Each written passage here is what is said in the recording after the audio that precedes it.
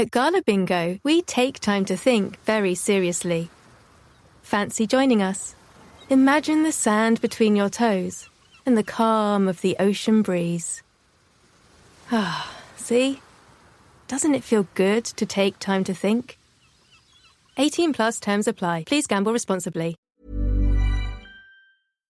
Are you a lifelong fan of General Hospital? Are you a new fan who wants to know more about the history of the show? Do you enjoy talking about the show with others? Do you find yourself yelling at the TV? Is your self-care an hour a day in Port Charles? If so, we invite you to join hosts Amanda Kimmel and Shannon Coach at the place where all the hidden conversations take place and secrets are revealed. Meet us at Pier 54, a General Hospital fan podcast. Hello. Hi. Welcome to the Port Charles 411 Maxie Part 2, 2002 to 2010. Is that what we're doing? Yeah. So she was aged up in 2002 to 16, but was still being played by Robin Richards. Yes. We need to find out if anyone else has been sore-assed with the same actor. I'm sure that they do it now with the adults where they, like Jason's age has changed and it's been steeper, but it's different as an adult. Right. They just kind of don't age Nicholas, you. Right. Yeah. But, they've done it with Nicholas, stuff like that. But to do it as a teen, I don't know. But we are using... Did they do that with Emma? I don't know. Or Spencer, maybe. I don't know. Because I feel like Emma, I know in real life, she's around 15. Mm-hmm. Just the way that they had her dressed for a while, they were still keeping her young, what seemed younger. Her hair was always in like cute little girl braids instead of grown up, whatever. And now the last the bows few, with the headbands and stuff. Exactly. And now the last few times that we've seen her, she's dressed like a young woman. It's a really good question, but we don't see them enough. Right. So I don't know. We'll have to look, but that's the only person that comes to mind of it's been the same person, but I don't think they changed Robin's age ever, but they even did that with the way that Robin dressed. It was like she was a little girl this day and then they definitely made her appear older. Well, they do say that girls mature faster than boys. That's true. So that could be. I mean, maybe they had to. It was just overnight. It was, wow, we can't pretend like she's 9 anymore. We have to bump her up. Yeah. Right. But, no, because Robin's the only character, I believe, in daytime that has never been. I thought that I read that somewhere that, we'll figure that out. This first couple paragraphs is going to be real fun to go through. Oh, yeah. So we're using General Hospital Fandom and SoapCentral.com. And we ended last week with Mac was raising the girls because Felicia was gone. Right. So as Maxie grew into adolescence, she began to behave like a typical teenager and often caused trouble. That is an understatement. She was, and if you did not listen to our show on Monday, the recap, neither of us really had a chance to watch anything. So we're not going to be really good at filling in the gaps here. So please, if there's something you remember from these scenes that is not mentioned in this text, how we typically like to throw in things that are missed, there has to be stuff that's going to be missed. Definitely. I'm hoping some of it will jog our memory though, because this was fun, Maxie. Yes. But so if we missed something, please write in. We'll do a recap, revisit like we did with Leslie Weber and fill in some of these blanks. And we'll just love more input and give us your opinion too. Yes. So she developed a crush on Lucky Spencer, but the feelings were not mutual and she was fired from her summer waitressing job at Kelly's for being irresponsible. I did try to find like these high school clips and I couldn't find them. Oh. Like 2002 was a really tough year. I couldn't find them. This sentence right here. She also got caught with alcohol while babysitting Lulu Spencer. She left Lulu alone while she took a phone call outside. A fire broke out in the attic where Lulu was playing and Scott Baldwin rescued her. Mac was furious with Maxie and sent her and Georgie to live with their grandmother in Texas for a few months. And then she had a brief crush on Nicholas Cassadine too. But she babysat Lulu. Mm-hmm. She was Lulu's babysitter. Yep. That's what happens when you sore-ass stuff. Yep. She was cute with her crush on Lucky in the beginning.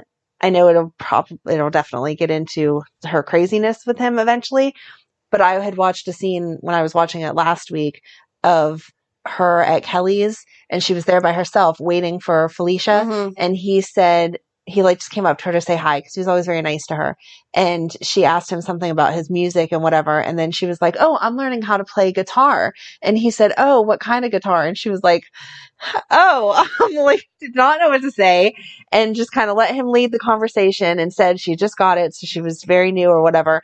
And then Felicia walks in and he says, oh, she was just telling me about learning to play the guitar. And you can tell from Felicia's face that she did not have a guitar. There was no way. And so Felicia sat down and Maxie was like, thank you for not ratting me out to Lucky. Right. And she said, you're welcome. You know, I totally understand. But I feel like at that age, that's absolutely the things that you did to make a boy like you. Right. Super cute. Maxie's rebelliousness increased dramatically as she grew further into adolescence. Focused on becoming popular, she decided that she needed to hook up with a guy from the popular crowd to increase her status. She used Lucas Jones, who liked her, despite Georgie's crush on him. Maxie quickly pushed Lucas aside after she secured the attention of a popular boy named Kyle Ratcliffe, and she was willing to sleep with him to ensure her popularity. However, she didn't know that Kyle had used a webcam to film them having sex and then posted it on the internet. I remember all of that, but not enough to fill in any blanks here. And I was really upset that I could not find. It was also an awkward thing to try to Google. I'm like, Maxie and, because if you just put Maxie and Kyle General Hospital, nothing. Like, yeah, right. I'm like, Maxie sleeps with Kyle, nothing. So that's crazy. But I did not want to keep changing. Right. The searches. Again, that would be really funny. Yeah. When Maxie found out, she was devastated, but decided to forgive Kyle and continue to date him. As Maxie continued to spend time with Kyle, she overdosed on drugs and was taken to the hospital. Mac was extremely disappointed, gee, you think, with her choices, and she tried to gain back his trust by volunteering as a candy striper at the hospital. Kyle thought it was a great job because Maxie could steal drugs for them to get high on. Eventually, Maxie realized the drugs were not for her, and she and Kyle parted ways. Maxie steered clear of relationships and instead helped Georgie navigate her relationship with Dylan Quartermain. She also shares a short flirtation with Xander Smith while helping him avoid the law. I did not remember her having a little crush on Xander. Yeah. I feel like she just liked all the older boys. I mean, that was the right aging of Elizabeth and Lucky and that crowd. Yeah, being I guess. older than her. Yeah. You know, like when you're 13, 14, you're crushing on the 17-year-olds. She's 16. So she was crushing on the college. Okay. Age. Yeah. So yeah. Okay. That makes sense. Yeah. Maxie returned to town after some time away with her heart close to failing. It was almost to the point where she needed a heart transplant, but luckily the medication began to work. While in the hospital, she met Jesse Beaudry, a young cop on the run for his life. The two slowly formed a strong relationship, but Maxie is devastated when Jesse is shot on a date at a carnival. This is the only thing I was able to watch/listen to. Okay. He was hiding out in the hospital as, I think, a doctor or something, or as a resident. He was wearing he was wearing one of the coats. Is this the carnival that... I don't know. So I didn't get to that part. Okay. I got to the meeting and he was being framed for shooting John Durant. Oh, okay. And then he was found out to be on the run and like his picture was everywhere and people started to recognize him. So he was trying to leave the hospital and then he got shot. And then he'd met Georgie and he was like, I need your help. Maxie's my friend, blah, blah, blah, blah, blah. And so long story short, like they wind up going on the run because he's innocent. Maxie believes him because... Of course she would. Yeah. But just the way that she's like, there's things that you're doing that if you were guilty, you wouldn't be doing them. Okay. And so they wound up crashing at this lady's house and she let them stay for free. But like she was trying to seduce Jesse, but they had disguised themselves as newlyweds. And she's like, it's kind of, rude that we just said we just got married and she's trying to hook up with my husband. Right. And that's pretty much all the further that I got, but it was sweet, I guess. So Jesse was shot at a carnival. I did not see that at his memorial service. So she's kind of got the Michael vibe too. Mm-hmm. By the way, maybe that's also another reason why I want her and Michael together. Maybe. Because they would both understand, oh yeah, I have... all my past lovers are dead. Exactly. At his memorial service, she turns to Lucky Spencer as a way of comfort. Soon after, Maxie seduces Lucky by providing him pain pills during his marriage to Elizabeth Weber. Then Soap Central actually goes into further detail that when Lucky suffered a debilitating back injury, it all proved too much for Lucky to cope with, and he ended up developing an addiction to pain medications. And I think that Greg Vaughn won an award for his portrayal of this because he did a really good job. Convinced that she was in love with Lucky and only helping him, Maxie began stealing drugs from General Hospital to give to Lucky. They soon ended up having an affair, even though Lucky was married and very much in love with his wife, Elizabeth. Maxie resented the loyalty and devotion Elizabeth continued to inspire in Lucky and began doing what she could to both discredit Elizabeth and ruin Lucky's marriage to her. Maxie was certain that all Lucky needed was some space from Elizabeth to realize that he was in love with Maxie. However, Lucky was determined to get clean and save his marriage. Desperate to hold on to Lucky, Maxie faked a suicide attempt by taking a non-lethal dose of medications. Diego Alcazar found Maxie and saved her life. Maxie's attempt to hold on to Lucky did not end there. She faked a pregnancy and desperately tried to find a way to get pregnant. At one point, she even tried to seduce Diego. When that failed, Maxie realized that she had to devise a new plan before people would wonder why she wasn't showing. Maxie decided to goad Lulu into an argument and fake a tumble down the stairs so that she could say that she had miscarried the baby. The plan worked wonderfully, and Lucky proved to be quite supportive during the time. Unfortunately, Elizabeth found out the truth, and Maxie was forced to confess everything to Lucky before Elizabeth told him. Lucky was hurt, but surprisingly forgiving, although he made it clear that there would never be anything more between him and Maxie than friendship. Determined to move on with her life, Maxie found a dream job for herself. She was hired as a sales clerk at the Metro Court Designer Boutique. Do they even have that still? No. Okay. Unfortunately, that put her in the Metro Court the night it was taken over by armed gunmen, and everyone was taken hostage.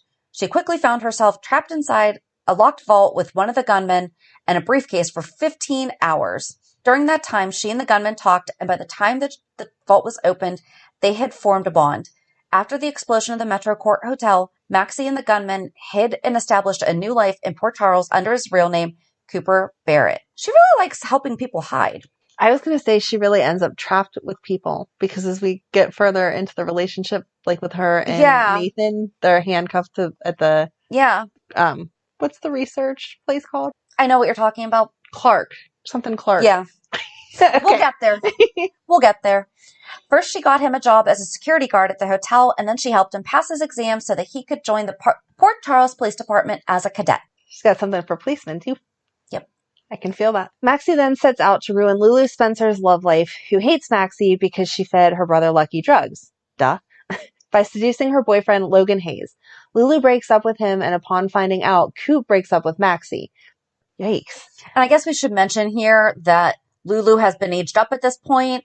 Right. She's not trying to seduce a 12-year-old. A child. I guess that is very important to mention, yes. Just a bit. But then over on Soap Central goes into a little bit more detail. Thank you. Maxie's new relationship was going well until Maxie made a secret pact with one of Cooper's military buddies, Logan Hayes. She agreed to sleep with Logan if he seduced Lulu Spencer and then dumped her afterwards. Oh. Yeah, that's so a little, that's a little more than just sleeping with someone's boyfriend. Different. He wasn't really her boyfriend. She told him to. Yeah. Okay. All right. Maxie resented Lulu for ruining Georgie's marriage to Dylan. Oh. That was bad. Max so cute. Mm-hmm. Maxie was so focused on avenging her sister's broken heart that she didn't realize she was hurting Cooper. When Cooper learned that Maxie had slept with Logan, he ended things with Maxie. She was devastated and spent months trying to reconcile with Cooper. Eventually, they did get back together, but happiness was not to be theirs. By the time they were reunited, a serial killer was stalking the women of Port Charles. Among the victims was Maxie's younger sister, Georgie. Why do we have to talk about that? It was so sad. Adding to Maxie's sorrow was the return of her mother. Maxie resented that it took Georgie's death to get Felicia to return home. I think we all resented that. Yeah. So ridiculous. At one point in here, too, Felicia had been recast. I had totally forgot about that. I forgot about that, too. Because it wasn't the same. No. No one can play Felicia like Felicia. Nope. Felicia explained that she had been working with her father, Frisco, and that she had been unable to return home. Maxie didn't care. Because, again, she's a child, even though she wasn't a child. She needed her mom. She's their child, even if, Exactly. She felt Frisco didn't deserve any loyalty from anyone, including from Felicia. To Maxie, Felicia's actions were proof that her daughter meant little to her, At Georgie's memorial, Maxie made sure everyone knew what a rotten mother she thought Felicia was. Had you watched that? Not in preparation of this. Yes, exactly. But I saw it somewhere as we were watching. And yeah, she starts out like nicely and then goes into, except for our mother is awful, blah, blah, blah. Like she really tore into her. Yep. That was very, very awful. Things went from bad to worse when it appeared that Cooper was in fact the text message killer. Maxie refused to believe it even after she found Cooper dead after he hung himself from an apparent suicide, with DNA results showing that his DNA had been found under Georgie's nails after her death. Maxie enlisted Damien Spinelli's help to get the truth, certain that Cooper could not have murdered anyone, let alone her sister. Maxie's faith in Cooper was justified when Diego Alcazar was revealed as the text message killer. That was such a good storyline. It was. Such a good storyline. Because you really, or at least I, really did not know. No, no clue. Like some of the things you can watch and you predict the next 3 months of how it's going to go. I had no idea who the text message killer was until they disclosed it. So then Maxie continued to pursue a career in fashion when she was hired to work at Crimson Magazine as Kate Howard's personal assistant. However, Carly had asked Lulu Spencer to take the job, and they both wound up becoming assistants. And remember, they still hated each other. So they wound up going from competing for men to competing for Kate's praises. And although there was some friction between the two in the beginning, they started to work out their differences. At this time, Lulu was dating Johnny Zaccara, who Maxie had a crush on. And Maxie and Spinelli still deeply missed Georgie. Because remember, Spinelli was all about Georgie. Yes. When he first came, he was head over heels for Georgie. Because she got him. Yes. All the stuff that he talked about, she was into all that stuff too. Right. And even if she wasn't into it, she let him be him without him feel weird. Exactly. So the pair developed a deep friendship as they grieved. Maxie knew Spinelli had a crush on her and she was interested in Spinelli, but her interest in hurting Lulu took precedence. Maxie joined forces with Claudia Zaccara, and Claudia would pay Maxie if Maxie were able to seduce Claudia's brother Johnny away from Lulu. Aw. And then who did that with Brooklyn? Carly did that with Brooklyn for Lulu too. Yeah. Poor Lulu just has all these women like trying to break up those relationships, paying people to seduce her men. The plans were set aside when Lulu's ex-boyfriend Logan was murdered. Logan had attacked Maxie when he went looking for Lulu at the Crimson offices. Logan then went after Lulu and she stabbed him to death. Maxie helped Johnny and Claudia cover up Lulu's crime. Maxie was shaken by Logan's attack on her and by his death. She turned to Spinelli for comfort and slept with him. Afterwards, she accompanied Spinelli on a stakeout to get information about a Russian mobster named Andrei Karpov. A car rushed at them, and Maxie pushed Spinelli. Spinelli pushed Maxie out of the way to protect her. Aw. When Spinelli required emergency surgery, Maxie did not initially trust Matt Hunter to perform the surgery because of his suspicious behaviors and constant flirtation with her. Eventually, Maxie gave permission for Matt to perform the surgery. Why can't I read either? Maxie bonded with Matt when he saved Spinelli's life, and she learned that Matt was actually investigating a counterfeit drug ring in Port Charles. Why was he investigating that? When he's a doctor, not a police officer. And then also during this time, so at one point, Maxie and Lulu had decided to stage a fight at Kelly's as an alibi while Johnny and Claudia decided to dump the body. Okay. That's how they decided to cover it up. Right. Okay. And then Johnny was put on trial. Maxie's past history came up to the present and she had a breakdown, and that led to her sleeping with Spinelli. They pull each other through the tough times, and Spinelli decides that he wants to be her friend. Aw. I love Spinelli. I know. Despite their rivalry, Maxie starts to sympathize and shows concern for traumatized Lulu, afraid that she will lose her mind the same way that Lulu's mother Laura did. Maxie breaks Lulu out of a mental hospital, and after Johnny is proven innocent, the two girls decide they can trust each other and find an apartment together. Because you go from trying to steal... hiring someone to sleep with someone to mess up their relationships and break their heart to, sure, let's share an apartment. That sounds great. Right. But then also, after Spinelli had been hit, Maxie moved into Jason's penthouse to take care of Spinelli during the recovery from the surgery. And Jason confronts Maxie when he finds her looking for his gun. However, the subject of the conversation quickly turns to Spinelli. Maxie reveals how much he means to her and how he made her see herself as a better person. He really made her a better person. Yes. So then Maxie was accosted by a member of the Russian mafia in November 2008. Spinelli finds her and brings her to General Hospital.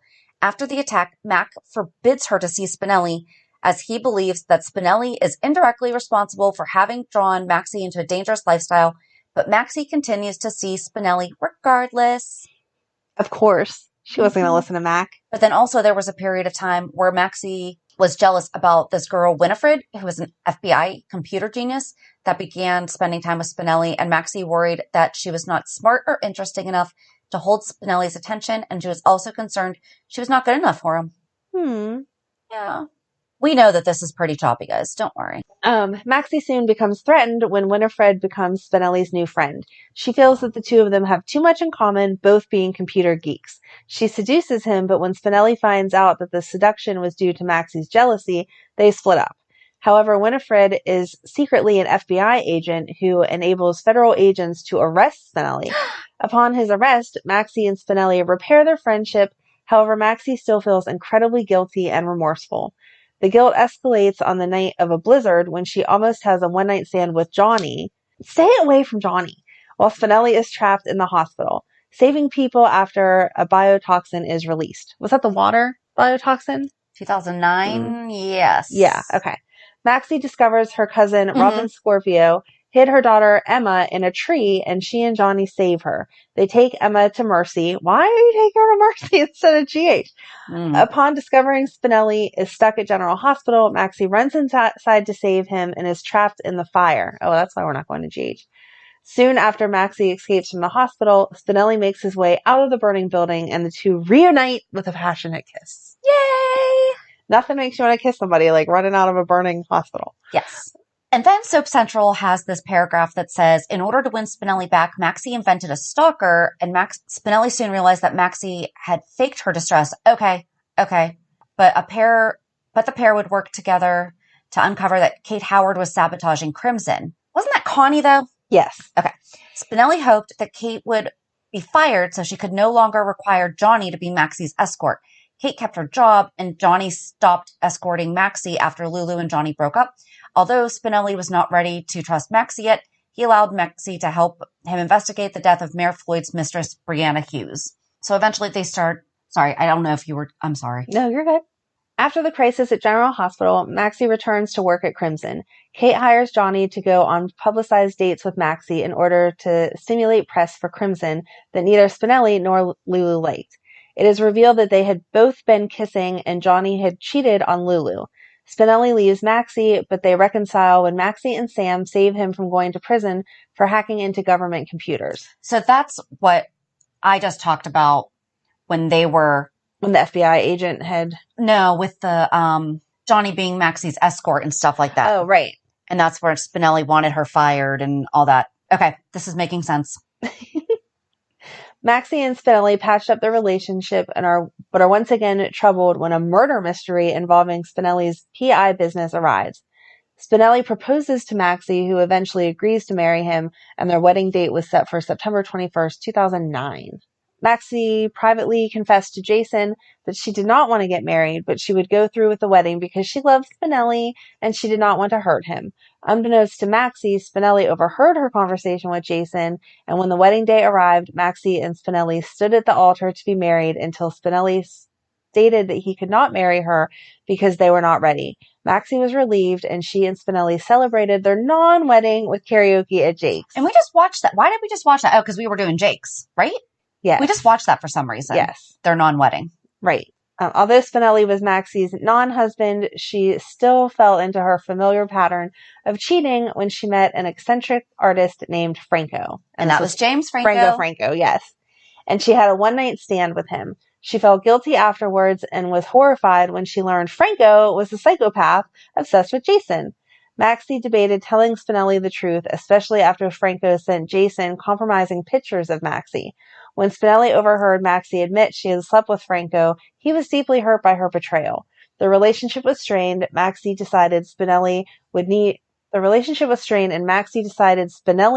to cheat as well to get the relationship back on track, but he refused. Of course he refused. He's Spinelli. Come on. Right.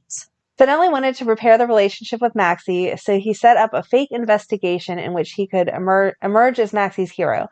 His plan did not work, and they were trapped in a storm drain until Johnny rescued them. Maxie developed pneumonia, which became more dangerous because of her heart transplant.